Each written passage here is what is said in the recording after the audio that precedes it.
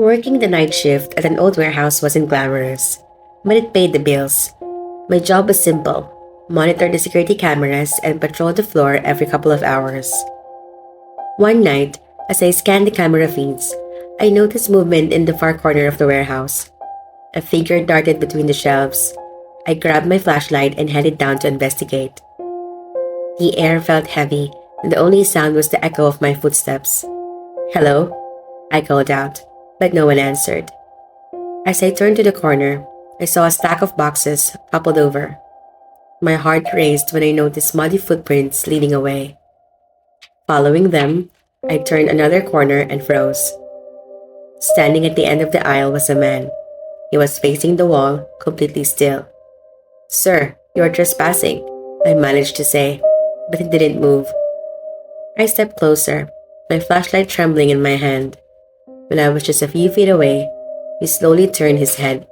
His eyes were empty sockets, and his mouth stretched into a natural grin. The lights flickered, and when they came back on, he was gone.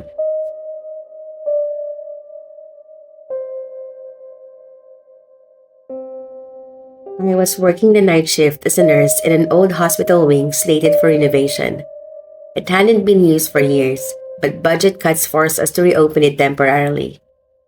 Around 3 a.m., I was doing my rounds when I heard footsteps echoing in the empty hallway. "Hello? Is someone there?"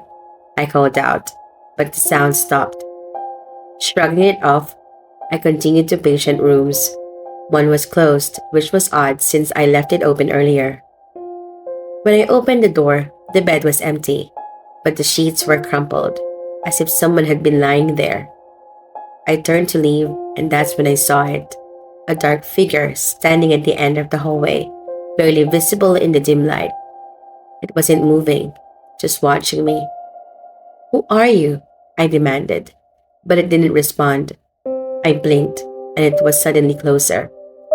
My radio crackled to life, startling me. "Everything okay?" a colleague asked.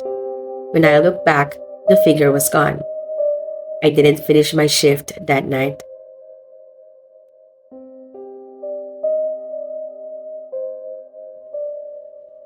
I worked the graveyard shift at a 24-hour gas station.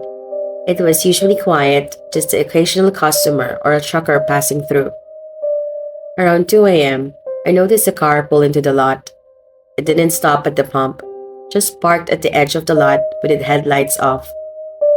I waited, expecting someone to come inside, but no one did. After a few minutes, I stepped out to check. "Hey, need any help?" I shouted, but there was no response. As I approached, I realized the car was empty. The driver's side door was slightly open, and the keys were still in the ignition. Chills ran down my spine when I heard the chime of the gas station door opening behind me. I ran back inside, but the store was empty. The door was swinging shut, and the security monitor showed nothing but static.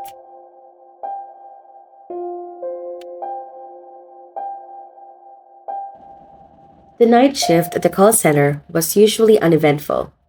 Fewer calls meant I could zone out and focus on the clock ticking down. That night, I got a call around midnight. The line was filled with static, but I could make out a faint voice. "Help me," it said. "Hello? Who is this?" I asked, but the line went dead. I checked the log, but there was no record of an incoming call. Minutes later, my desk phone rang again. The same static, the same voice. This time, it sounded closer. "Help me. I'm here." I spun around, but the office was empty. My coworkers were all in the break room. The phone rang a third time, and this time, I didn't answer. I unplugged it, but the ringing didn't stop. It was coming from every phone in the office. I grabbed my things and ran. As I reached the door, I glanced back and saw a figure sitting at my desk, holding the receiver to its ear.